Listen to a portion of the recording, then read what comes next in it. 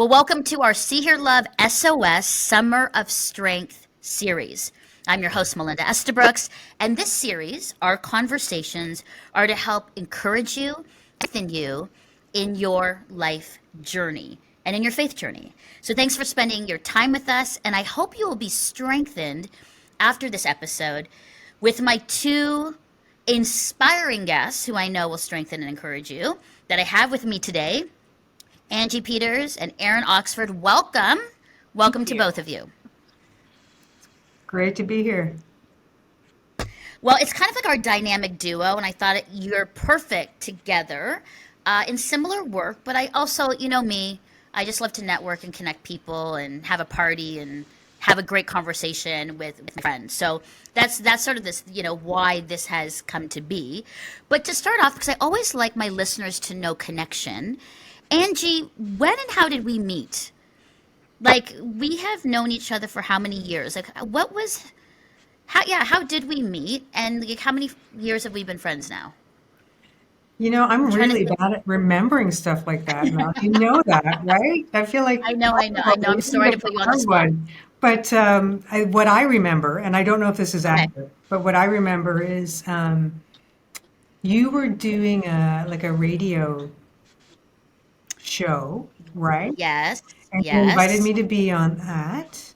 And we knew of each other through others, but I think that was the first Yeah. time that we actually did anything together. And then you Right. took me out for lunch after the show. And then that turned into like annual Florida shopping trips, I think. Wow, that's amazing. That's that's right. Aaron, seriously, when you come on the Oh, show, well, the next thing hey. you know, you could be in Florida shopping or driving around in a convertible Mustang. That's what could happen. And you and me in the Great. back of the Mustang with all that luggage around us because we bought so much stuff. You couldn't even see it. Right, great, Angie. Now everybody's going to be calling in to me going, Mel, can I be on your podcast? 'Cause I really just want to go to Florida or a Right? trip with you. Yeah, exactly. Great. Okay, it doesn't happen with everybody, but Aaron, it could happen with you. But yeah, I think you're right. And that was like, was it 7? No, no, no, no. It would be like Almost 20, 10 years ago. yeah, almost 10 years. Yeah, Yeah. 10 years ago. Okay, so friends for 10 years, really like, okay, that's awesome. Okay, Aaron, how did we know, but how did we meet and how long ago was that? Because I think that was a lot of years ago. Yeah, I'm not sure how many years to say, but we met in Bible college. And I think the first time I ever saw you, maybe you were walking down, uh, like we were both living in residence. Right. And yeah, and so you were in comfy clothes, walking down the hall, and we ended up having a conversation. And Yeah, now we still know each other all these years later.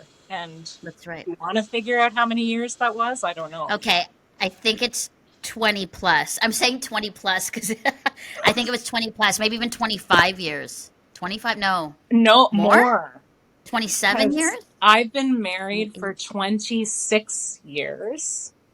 And that 30. certainly happened after we met. Oh, so maybe 30 Yeah. years. Okay. Yeah.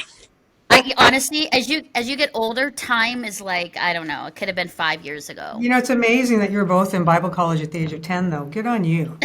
Yeah, Good thank job. you, Angie. 30 years. Okay, so we got 30 years and 10 years. And do the two of you know each other or just in the work you do or know of each other? I feel like we're getting to know each other, if that's fair to say, Angie. Yeah, I think Um, so. yeah, we do. So we've met each other primarily through our work. Hmm. I believe we would have first been introduced maybe by Rick Tobias. And that was when you were uh, taking things on at Yonge Street Mission. So how many years ago would that have been? That's 11 years ago now. Okay. Yeah, Okay. yeah. Wow. Okay.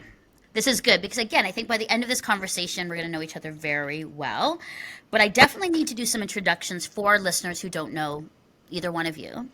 So here we go. Angie Peters is an award-winning leader in Toronto's social sector. Angie has spent 16 years as a senior executive in telecommunications before moving into the social profit sector to support initiatives investing in people and working towards the end of poverty. Angie has served as president and CEO of YSM, Yonge Street Mission, for 10 years and has since set the organization on a path toward realizing the end of generational poverty in Toronto in one generation.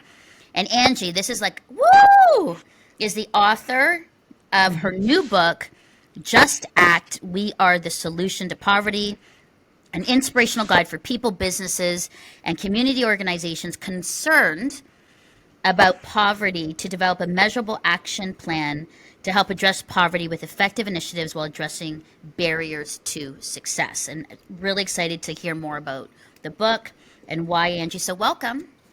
Welcome to the show. And Erinn Oxford has been working in Parkdale.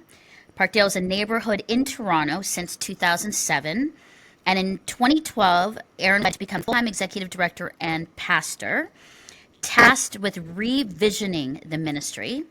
Erinn sought the feedback of the community and proposed a full reboot, one that would include giving up a building, creating a nomadic routine, and becoming the Dale Ministries. Erinn longs for and pursues the building of community where all people are welcome and those who experience poverty are valued. Erinn studied at Tyndale University College and Seminary and Humber College and is an ordained reverend and has extensive experience working with people who are street involved, underhoused, and trying to cope with substance addiction and mental health issues. Erinn is married to Dion and they have a daughter, Kate. Erinn, welcome. Thank So you yes, so much. Tyndale 30 years ago. I'm embracing it. I'm accepting it. Here we go.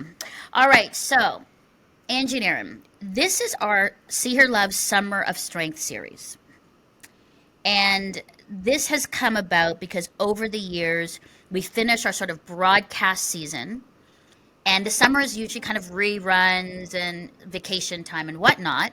And I got some feedback from some of my girlfriends and viewers saying, but Melinda, the summer is actually when we have space to listen to podcasts or actually while we're at the cottage or in our hammock or out gardening, some really inspiring content over the summer.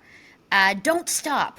So I was like, so we came up with this strengthening series. How can we strengthen our viewers and our listeners with helpful tips, with life lessons, with things that they're interested in?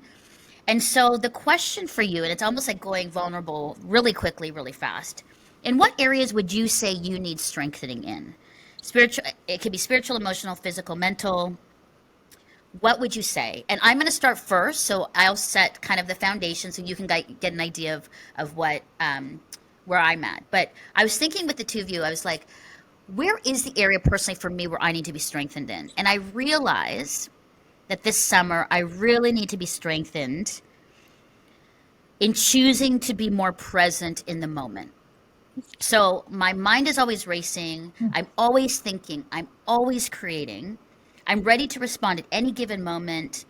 And I would say I need strengthening, reminding, and encouragement to choose presence.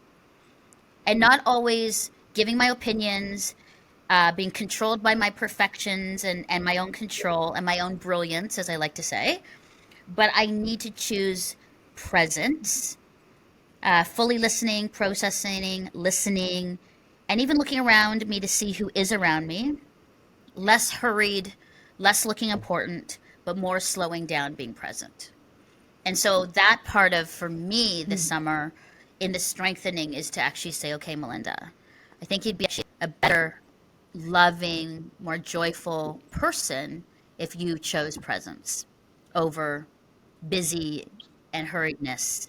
So there it is. Out there, now I'm accountable, but strengthening in choosing to be more present. That's me. Who would like to go next? Where would you say you would need more strengthening today or in the days ahead? Oh, sure. I can go. Okay. I think I'm the opposite of you, Melinda. I need to run away and hide more. Okay. I need space. I need space. And in the I don't like to say busy. We all say busy. In my pattern of being so fully engaged, I've lost the commitment I had to these retreats that I would take, especially during the pandemic, because I kind of threw everything off. I'm sure Erinn knows, but in the line of work that we do, it threw everything off. And um, and so I stopped my pattern of doing a monthly retreat for a day. And I never picked it up again, even as we came out. And I've realized the cost of that in my life. I really need that. So, I mean, it impacts everything like spiritual, emotional, physical, mental. It impacts all those things. So, I Huh. think I need to actually That's retreat, not good. be present, Retreat. to Okay. restore I'm, myself. I'm writing these down, by the way, so I can go back to Angie and be like, so how's that going? How's that going through the summer? So that's really good. Thank you. Erin, what about for you? Oh, well, interestingly enough, it's a combination of what both of you have said, um, which is sort of amazing. I'm in a season right now of some real challenge and loss, very like a lot at the Dale. And I find that when I'm not present to the moment, I can be bracing myself for the next catastrophe or crisis, and that what I need, what I need strengthening in is being present to the moment, and in that, really trusting that God is with me in those challenges, and then living into the tension that I, like Angie, am very like I find myself very engaged and present. Um, but in order to balance that, or yeah, counterbalance that, I also need space. And so it's not one or the other. It's actually learning how to find like the tension point in the middle and living into that. So how do I fill up enough that I can be fully present is my Wow. challenge.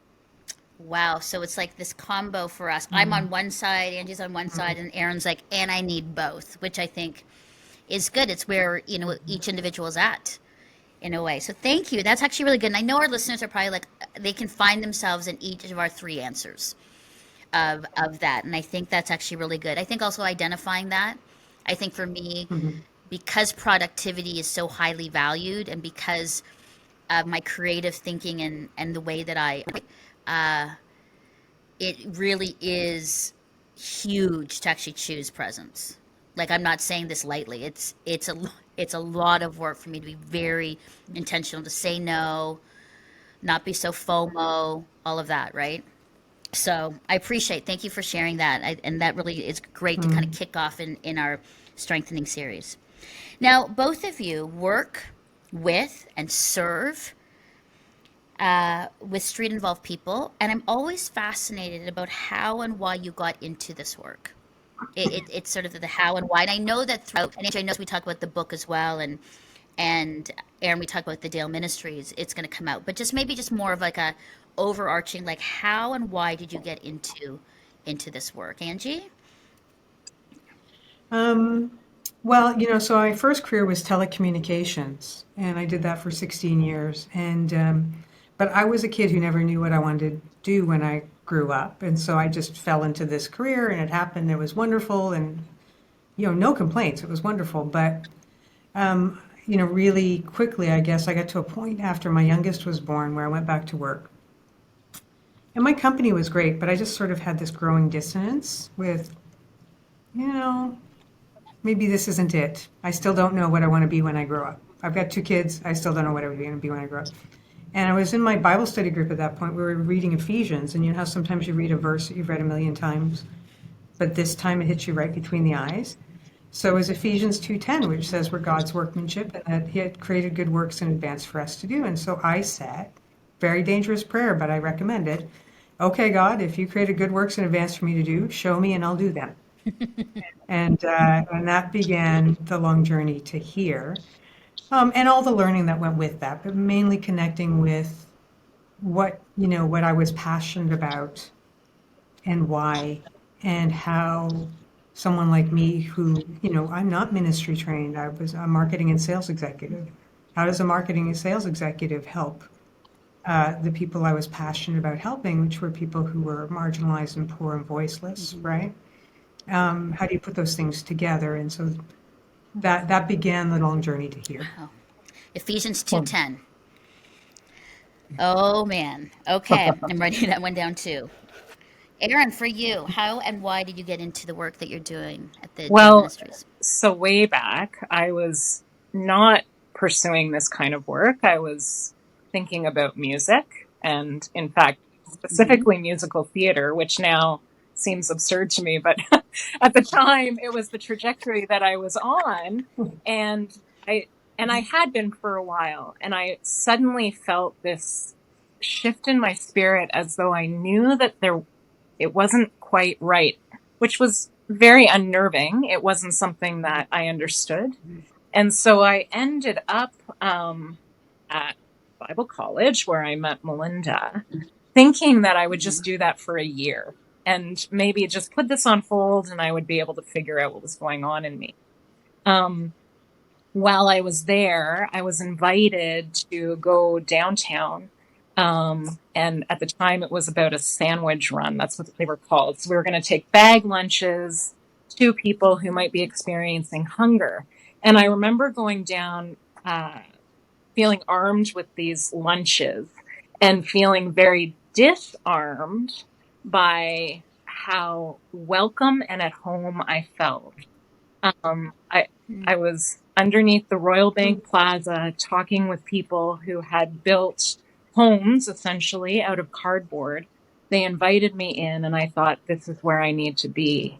And it connected very much with my, I think I've always been somebody who cares a lot about relationship. And so I felt like I was being called into relationship in this setting. And the Dale itself has been a place where that has been very much worked out. So it's interesting. So a verse in a Bible study, and then a moment that you don't expect that you go down to can change trajectories of lives. Like I'm always amazed about that because there's now listen, there are people that have a plan. The plan is they're going to be this kind of person or do this work and they do it. But I find that most that I interview over the years I've done this, people started off with the plan and then it totally changed. Like it's an interesting. I think it's the best advice I give our teenagers. It's like you can start this way, it may not be the way that you end up. Like because God and people and moments and circumstances and verses and experience can totally change you in a totally different direction. Now, for someone like me, that's exciting. For those that are just like, no, I want the one way, it freaks them out. It's like, that's stressful. But for someone like me, I'm like, all right, I could go here, I could go there. So it's really, I think, encouraging to know that for both of you, even for me, we started off with an idea and then it was like, nope, that didn't happen. But now look where we are. And for me, I wouldn't change where I'm at for the world. I really feel. Do you feel like now looking back, you had to go the route that you had to go, music or telecommunications to get there? Or do you think you wish you'd started earlier in this field and had more years to kind of do the work? I think for me, I look back and it feels like all a part of the Right. story. Like I don't quite know how to extricate that part of my life out of the story for me. And so and I've loved too that along the way I've found ways that part of me didn't just go away.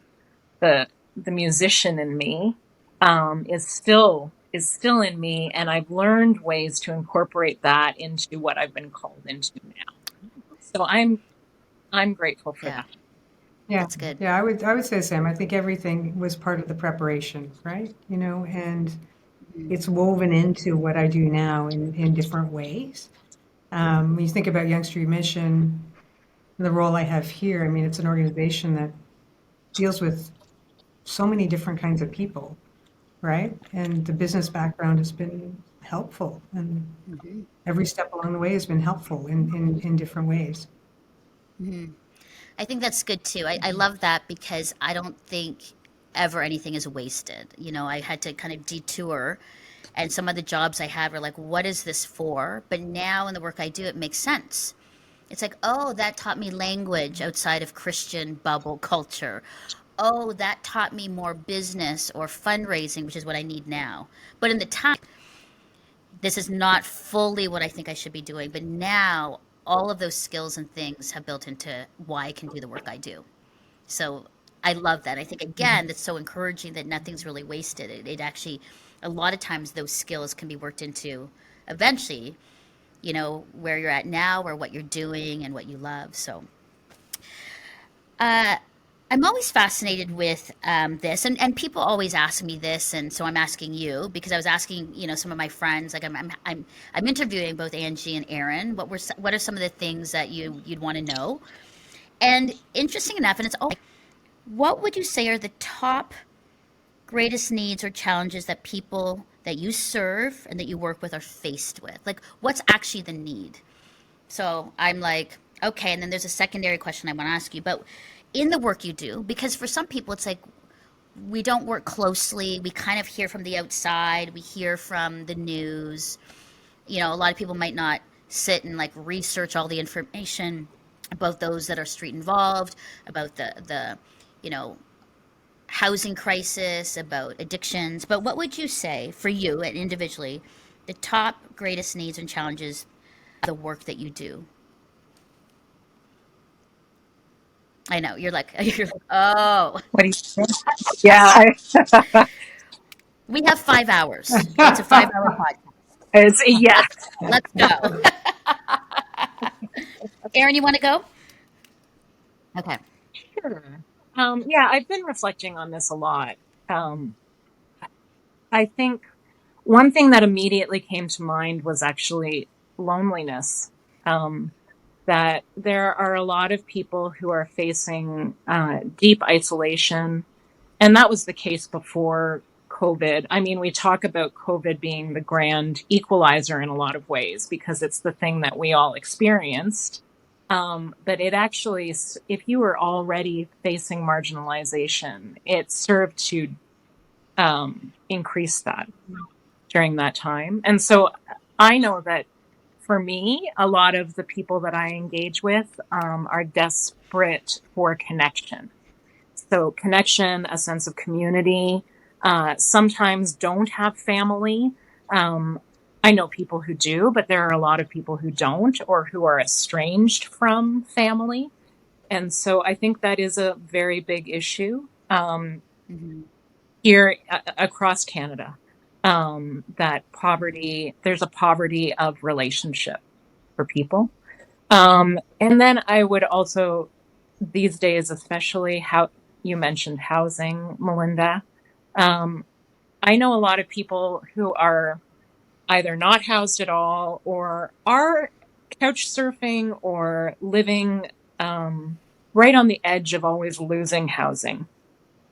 And sometimes what's missing, it's not just about being housed, but actually feeling homed is the distinction I sometimes make.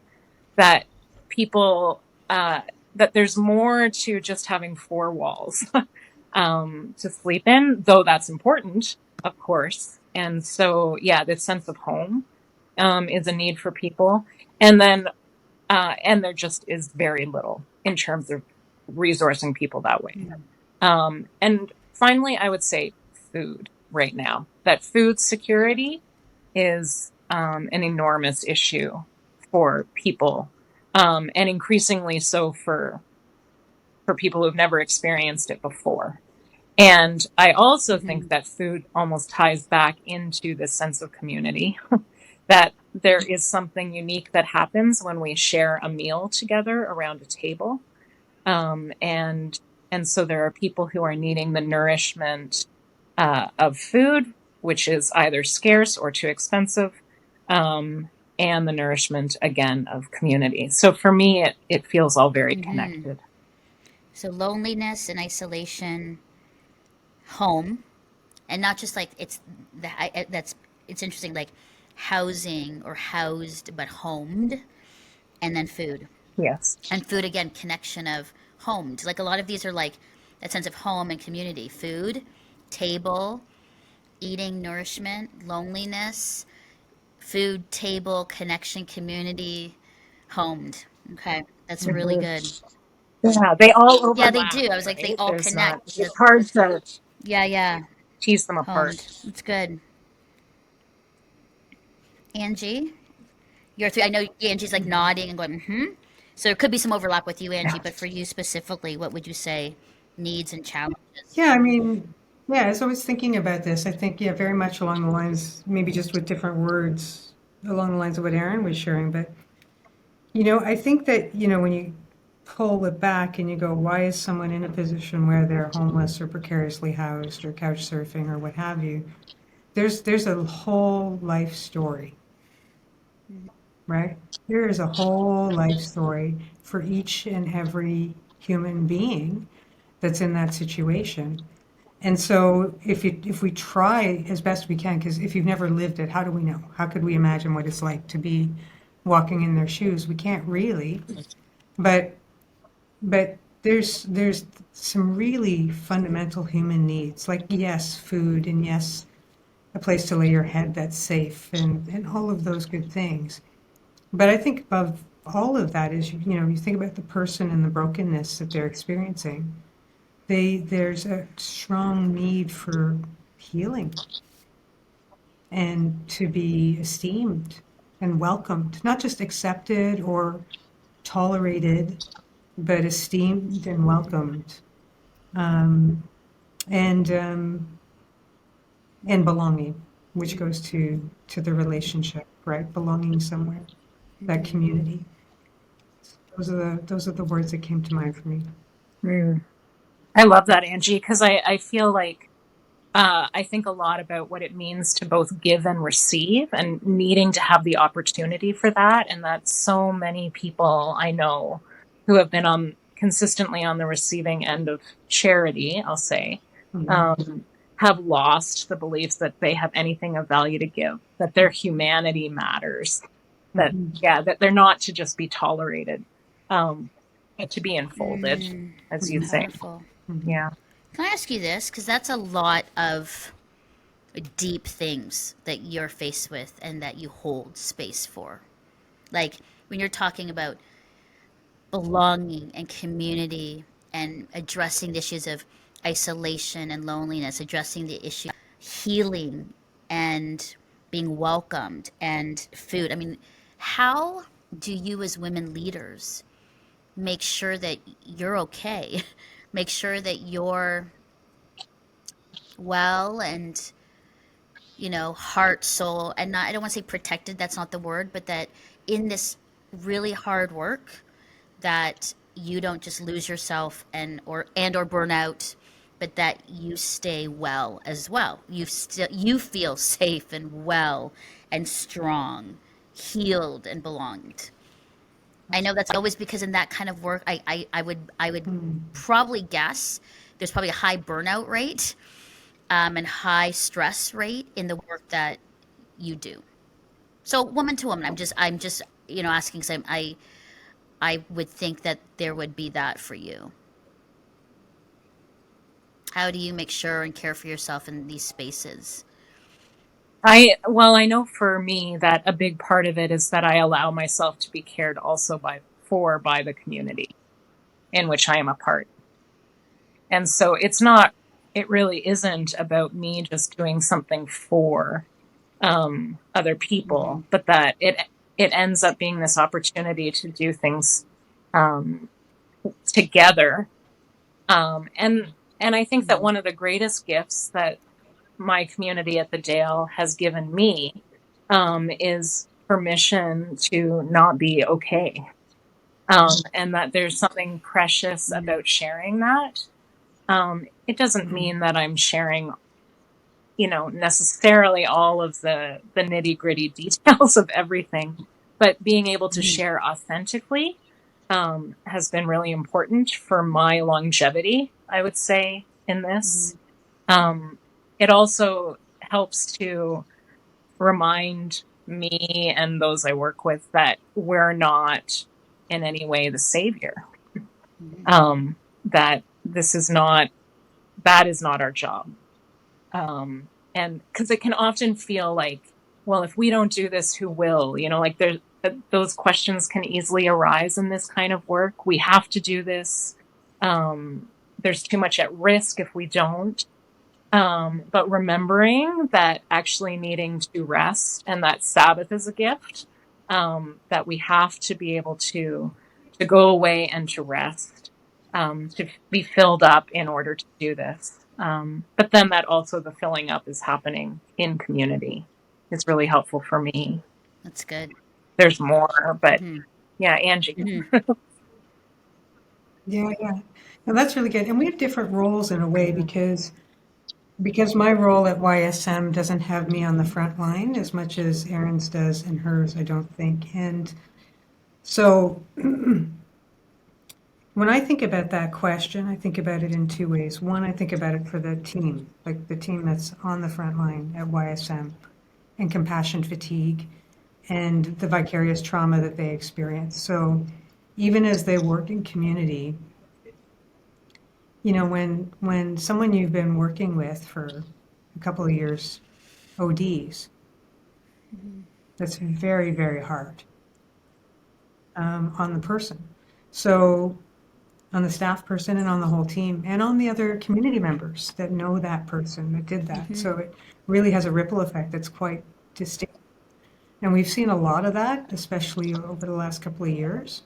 So I think, how is I don't know if I have the answer to that question. How do we care for our team? I mean, we create all of the supports that are logical that you would expect that we say, and we encourage people to take space. But I think that at the end of the day, probably the strongest frontline members are the members who lean on their faith for strength, because this defies it defies a formula. Yeah, There's no say this, formula for this. Yeah, I get that. I love the both answers from the two of you. For me, especially for leaning on faith, I think that's been the biggest support and grace given and extended and home that I felt when I went through major trauma in my life and bad decisions. It was always faith and faith community that helped me. And I say this like really, like the prayers, the homes, the care, the offerings of support for me within faith community, church, friends, my family who are, Christian, that really saved me in some ways that I could have gone completely another way. And I say that, so, I'm not quite sure I'd be here physically if it wasn't for care and help and people trying to find me when I ran away and, looking for me or intervening. And there's so much. But for me, that was definitely faith community and my own faith. Now, it's interesting. I mean, I could have gone, I think, even more extreme in behavior and patterns. But there was something that still, I felt God's still there. And that's a whole other podcast where I still had that sense. And so since I did have it when people spoke into it, it didn't go away, and I knew. So I get that. And I think that's beautiful where it's so much about the community and faith. It's beautiful. Thank you for sharing that. I think that's so important to know how you are cared for, what your intentions and what you're doing within the space that you work and lead and serve. So now, and Erinn, I brought you in because I think this is pretty exciting when, a friend writes a new book and it matters and it's pretty awesome and it's addressing and helping us understand. And so, Angie, you just wrote a book recently, Just Act, and I'm really excited to hear about it, sort of the why, about what it is in the process, and then Erinn, jump in if you have questions. But I think it's just really exciting to know because it's obviously connected to the work that you do and your heart for people and community and relationship, Angie. So love to hear about it. So Erinn and I can celebrate, ask questions, clap, cheer, and then Yeah, woo, yeah, thank you, Erinn. Woo! Yeah. I'm Yeah, like, so I'm So like, excited for whew. you, Angie. After you- so why don't you just tell us a little bit about it, and then we can kind of go over through some maybe highlights, or if you want to do that, Angie, and then we can kind of like interrupt you with some questions. But yeah, yeah, yeah. the book, why, how, all of that. Excited to hear. Yeah, so I mean, just act. We are the solution to poverty. I mean, I think that the why the why and the how are mixed, right? But I've been working in this space internationally and locally now for almost 20 years, right? And something happened over the pandemic, like it did with for lots of us, right? But what happened was a lot of people saw, like it shone the light on the just the extent to which, even after decades of unprecedented economic growth, we've ended up with swaths of our society being left behind. And people were like in shock, I think, who aren't close to it, who don't work in it, who would have no reason to know, to be fair, right? And so people were reaching out to me like crazy, wanting to have conversations and like sit down and talk and say, what's going on here, Ange? Like, how could, why is what we're doing not working?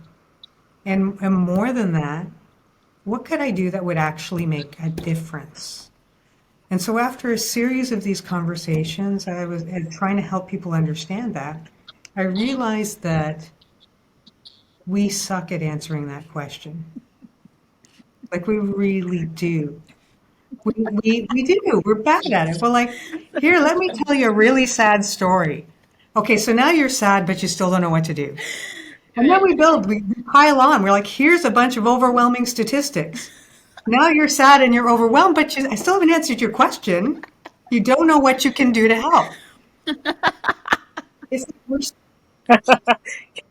Yeah, if you right? weren't We're handcuffed so before, bad. you We're are so bad now. at Yeah. communicating around the incredible wealth out of which people have to give that is more than their dollars that could make a difference. And so that was sort of my, God kind of like, one point said, there's not a resource out there that answers that question for people. There's lots of resources you can read about poverty, but nothing that is very practical, on the ground, kind of what you can do to help end poverty for dummies. Here we go, right? And so that was the sense of calling to put that out there because I believe community is the solution to poverty. I believe community is God's original chosen solution to poverty. And that we can all do something. And yes, we need the system and we need specially trained people for certain things, of course. But that doesn't mean we don't need community.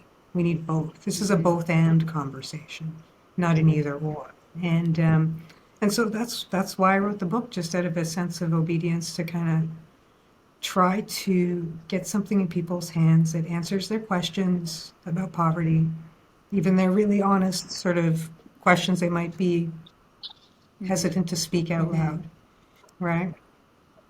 And create a clear pathway for them to develop their own sense of what they can give out of who they are in this season in their life that would have really a life-changing impact on another human That's being. good. So when we that's really good. I love that it's like, well, we really suck at explaining the issue, and then we just feel bad about it. Which actually that's legit. I'll be honest. Like it's so hard to share what you're experiencing or seeing to an audience that doesn't know.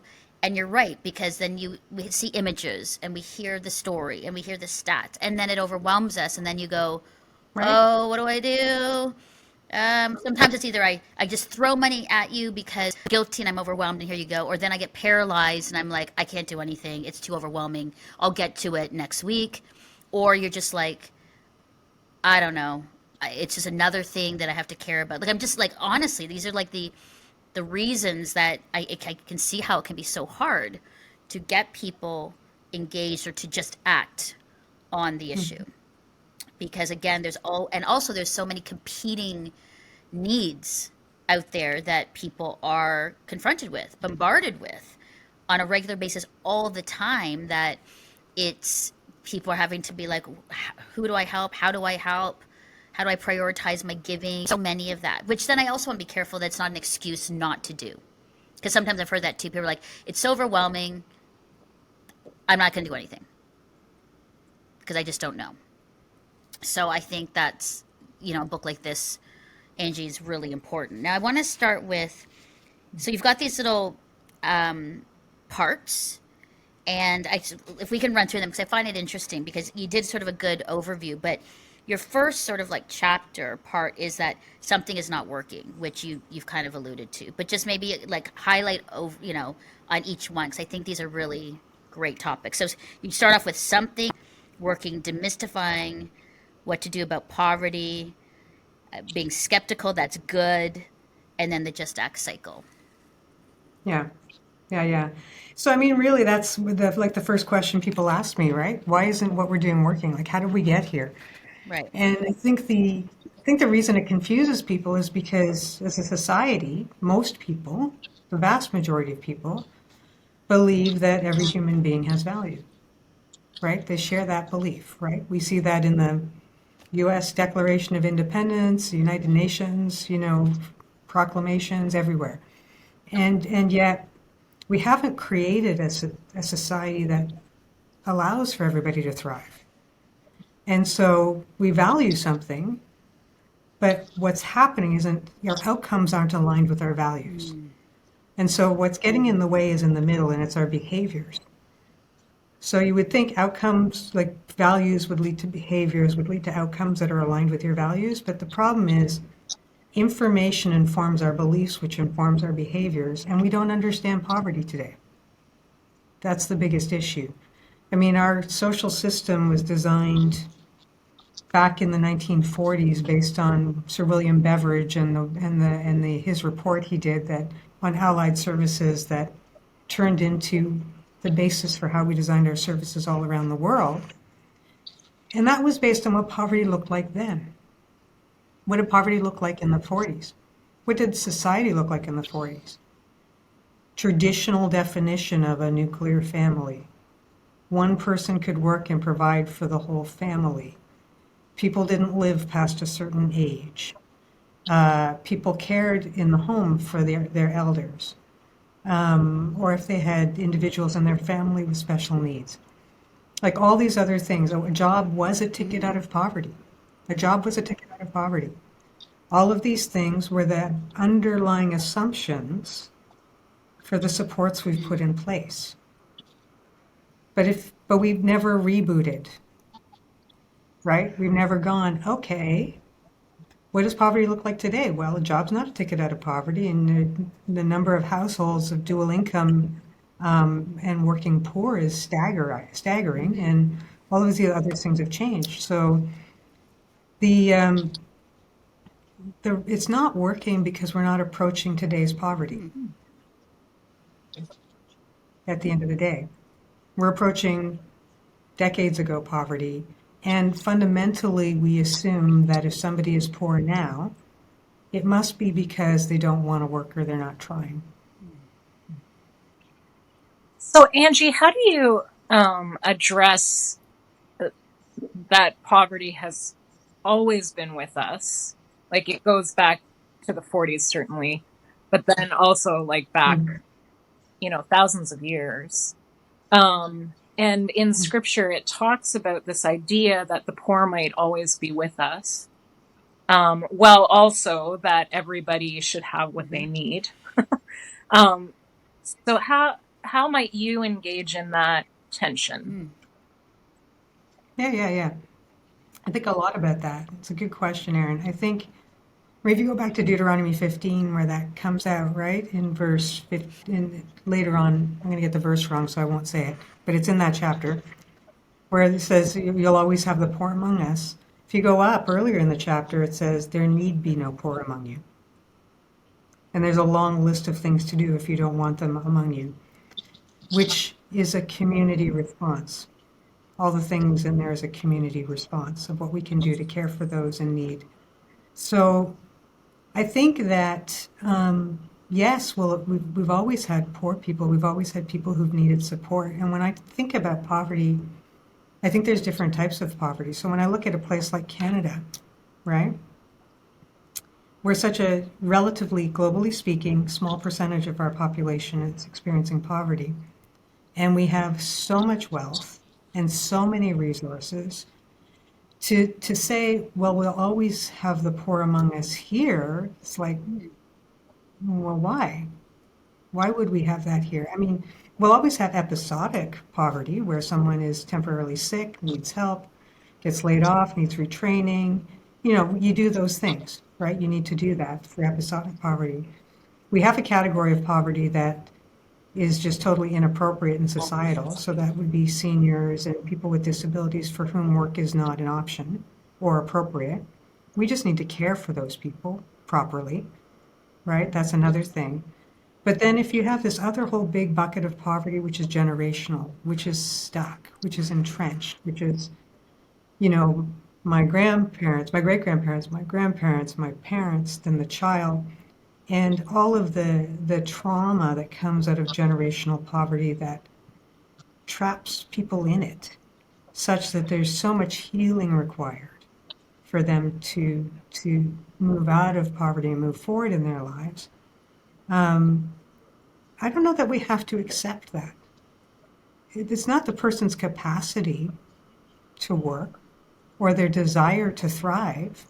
They have the same human needs as the rest of us, right? They want and dream about things. They may have buried their dreams, may have stopped dreaming. But people who are experiencing generational poverty are not fundamentally different than us on a human level. But their circumstances have created, a situation of being trapped. And I don't think we need to accept that. I think community could do a lot to address that. That's good. I'm just thinking through it. It's again, I think it's as I'm listening from sort of like the outside, it's like it's not a one and done, here's the easy answer in this at all.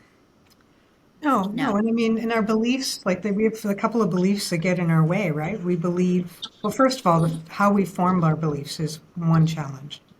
And in the book I talk about Daniel Kahneman's research, which a lot of people have referred to, but in essence, he talks about system one and system two thinking. System one thinking is like this morning when I put toothpaste on my toothbrush, there's no analysis required. I know that if I want to brush my teeth, I put toothpaste on it and I do it. I can trust that. I don't need to go look it up. I don't need to talk to anybody about it. It's valid decision making for simple things. System two thinking is when it's you don't have all the information. And part of the challenge with human beings is we tend to make system one decisions based on incomplete information. We don't understand what poverty is really like, and so we just base what we think we know, and we make a decision and we run. We don't do the system two thinking, and we need to examine our beliefs. And so,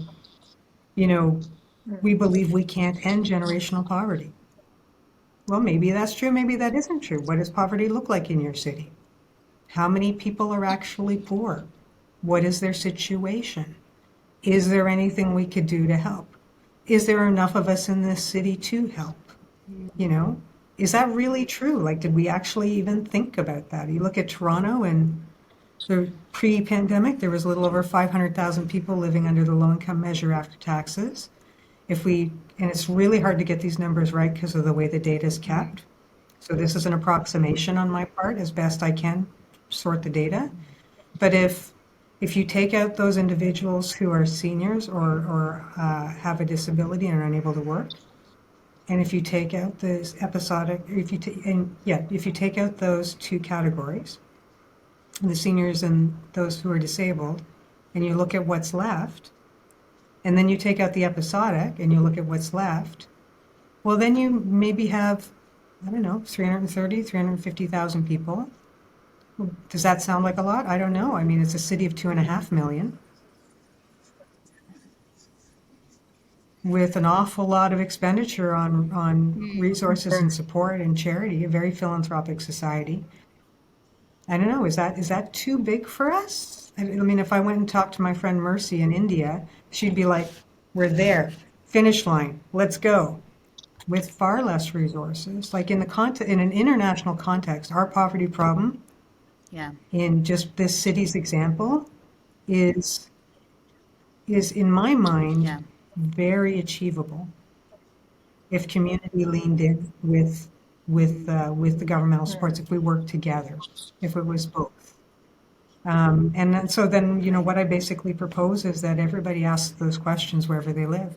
Is it really not possible? I don't know. Erinn, is that resonating with you? Those thoughts? Yeah, yeah, it's really interesting. I wonder if there are people who, like, I think one of the one of the challenges in getting there in addressing poverty in this way is that it scares us, right? Like it that we don't want, like, even like right now we don't want to admit that there are all of these challenges and that there are people who need help, because if we do, and we recognize and we do believe that we are all human and share in that humanity, that it means that this could happen to us, right? Like that we're actually not so far away from needing the help and resources of others. So yeah, I think, to me it feels like that's one of the challenges in getting to system two thinking, I guess, or like understanding the difference between those two things is some of that. Yeah. Um, because you're right, like in lots of ways, 350,000 people doesn't seem like a huge number. Um, and it can still feel insurmountable if we're not buying into uh, the fact that we need to help each other. I don't know. It's yeah. Yeah. Like, I mean, there's certainly more than enough of us. Like, if you say, like, if we said, okay, 2.5 million in the city, 500,000 are experiencing poverty, that means there's 2 million left. Well, so what percentage, if it was 350 to 350, 350,000 of 2 million, we don't even need full subscription. We don't need everybody to be able to say, I'll help one person. We need a percentage of the city to say, I'll help one person. And that's like in addition to the system, right? So, I mean, that's where I think the fear the fear comes in a couple of ways. The fear, like you said, Erinn, of, well, that could be me, and I don't know if I want to think about that. But the other is, I don't even know how to get started. I don't understand poverty. I don't understand. And then you think of the person you last saw on the subway having a mental health episode, and you go, I mean, that's too much for me. I can't do that. And that's fair. Actually, that situation requires a trained professional. But there are many things that we can do, that we actually can do. And, I talk about it in my book, like my personal story a little bit, but just to give a concrete example of a everyday regular person doing something that changed the trajectory of somebody's life. My mom was from multi-generational poverty, had a very abusive alcoholic father, and was taken out of school at a very young age as the oldest of 11 children and sent to work. And so she worked, and she cared for the younger siblings who did much better than her, and then the older siblings as a result of her interventions. Um, but it damaged her, right? So she made some choices that weren't good for her or really anybody else, and had 3 kids with 3 different dads. I'm the middle child, and we grew up in rent-geared income housing.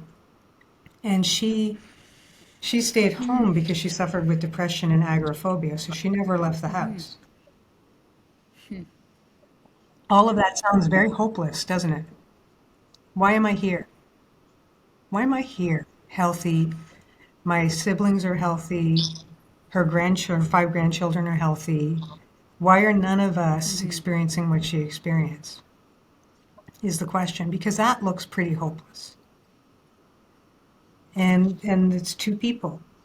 She had to declare personal bankruptcy a couple of times because she wanted to give us stuff that she couldn't afford. And one of those things was piano lessons for me because she always wanted to learn the piano. And so my piano teacher saw my mother and decided to invest in her and helped her find healing in her faith. So that's one. Person number one, a piano teacher. There are piano teachers out there who could see somebody who could help them find healing. Now, not everybody's good at helping people find healing. For a lot of people, that's scary. Fair enough. So the next person is, after my mom found some healing and we ended up in a nicer neighborhood. The neighborhood, by the way, we first lived in is a couple of blocks from here. And our broken down little old house on Riverdale Avenue when the Don Jail was still operational. But she found a better neighborhood, Rankin Dinkum in Scarborough. Off we go there. My older brother meets a boy named Richard. They hang out together. His mom's name is Pat. Pat gets to know my mom. My mom's doing a little better. She has some hope. And so Pat helps her figure out what she could study. She helps her go back to school. She does some courses on bookkeeping. And then she hired her. So I don't know how many people are out there that work at places that could hire someone, but I think there's a Right. lot. Yeah. Two people, her life changed forever, and poverty ended in a generation for my Wow. family. It's incredible, Angie. I didn't know the full story. I've heard it, but I didn't realize it when you put it, you say it's two people. I'm thinking to myself, all of us have means in some way that we could do something.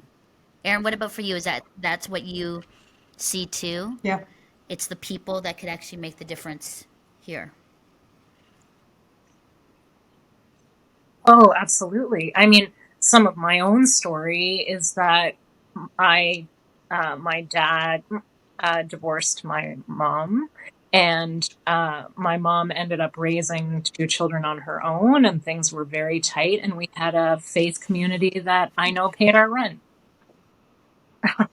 yeah, right? Like it just and that was foundational for me.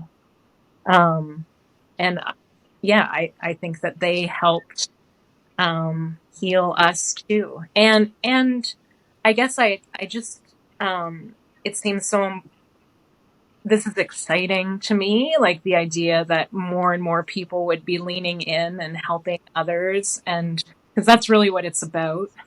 It's about, like, to me, it's all about relationship. It boils down to relationship. And that we need to have eyes on each other continually because the trajectory isn't always just this way, right? no, Like, I think that there are times when, you take 2 steps forward only to take 10 steps back.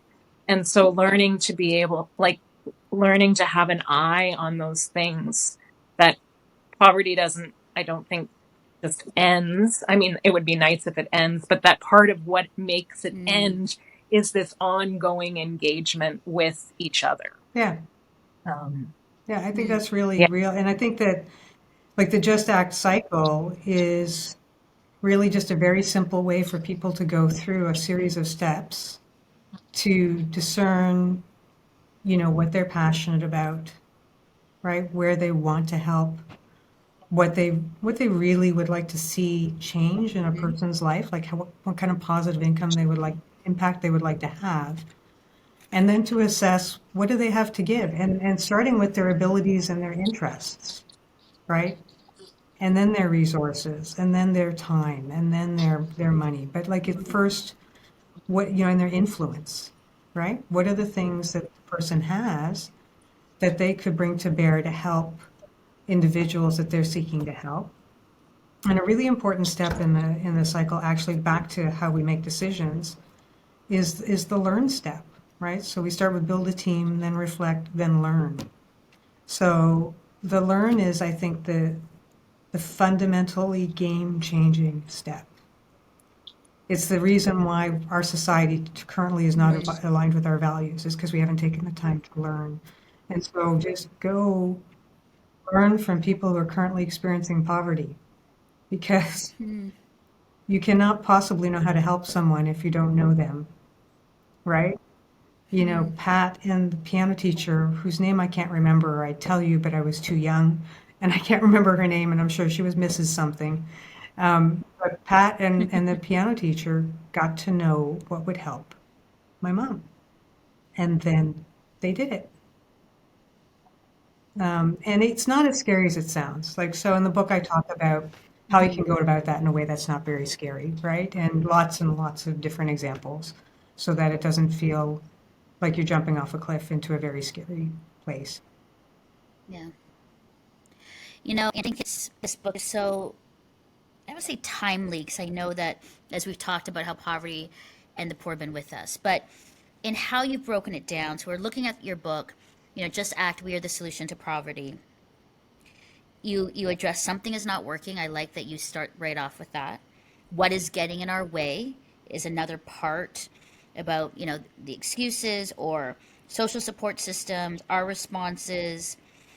Then you go into understanding a different era, which you touched on. What does poverty look like today?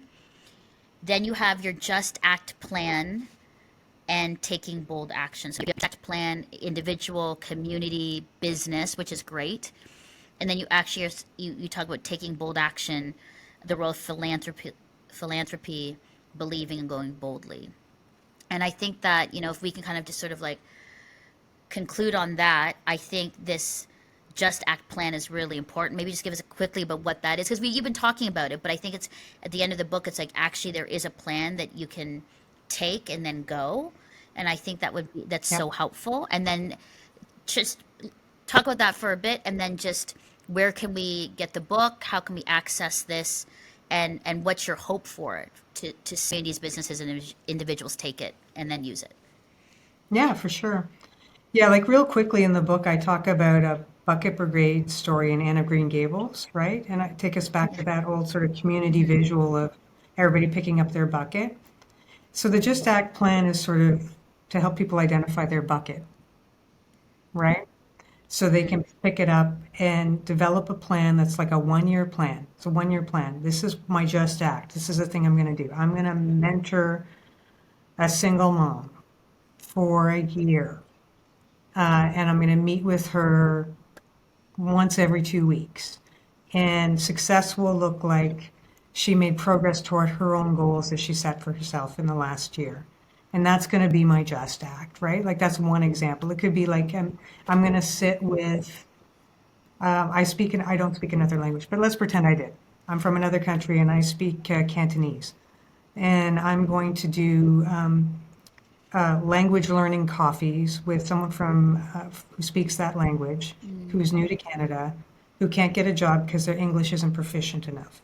And I'm going to do that with them, once a week over Zoom for an hour and help them get to a place where they can be employable. Right.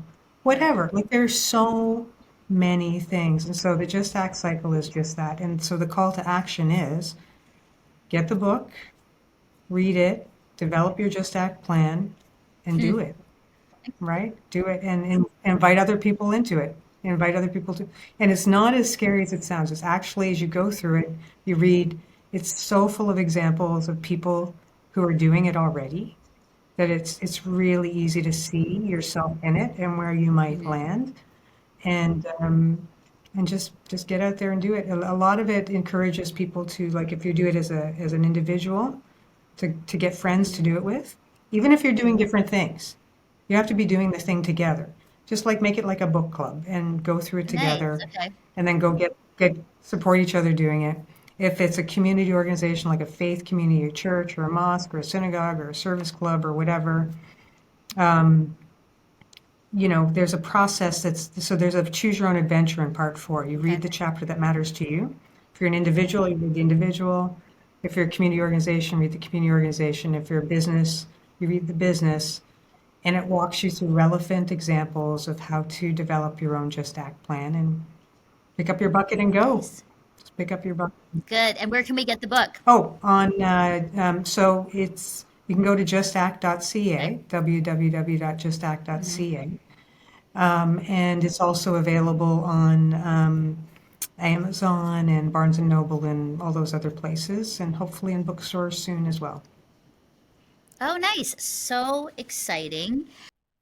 Angie, thank you so much for this book and all the information. But I know you had something else to say to kind of like cap off about the Yeah, book? I just really want to encourage people because, the what comes out of this story and out of this work is that the truth that each of us can actually have transformational impact.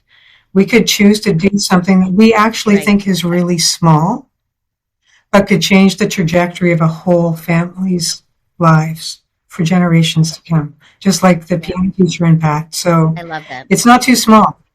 Nothing in your bucket could Beautiful. be too small. Just pick it It's up and beautiful. go. Beautiful. Thank you.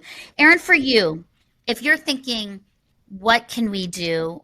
How can people of faith really help and be a part of transformational change? I know with Angie said, what would you say from the work you do in your experience? What can our just act be as well?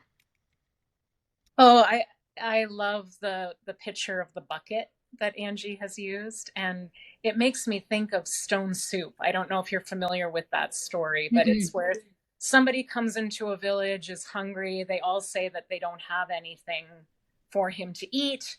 He starts to boil some water in a pot and says, "Oh, you know what would make stone?" And he puts a stone in it and says, "You know what would make this tastier is if there was one carrot," and somebody brings one carrot and another person brings one potato, and so on and so forth. And at the end of it, they have a Mm-hmm. feast together. And to me, it feels like if we all brought our little bit, the thing that we know how to do, and do it together in community, in relationship, that it really would have an impact, as Angie is laying out. Beautiful. Well, Angie and Erinn, thank you so much for being with me today. I love being together and sharing our thoughts. And to our listener, we hope that our conversations strengthen you in areas of love and relationships, what it means to be a love that homed, and that we need you to just act, to do your part. For joining us, and know this: you are not alone, you belong, and you are seen, heard, and deeply loved by God.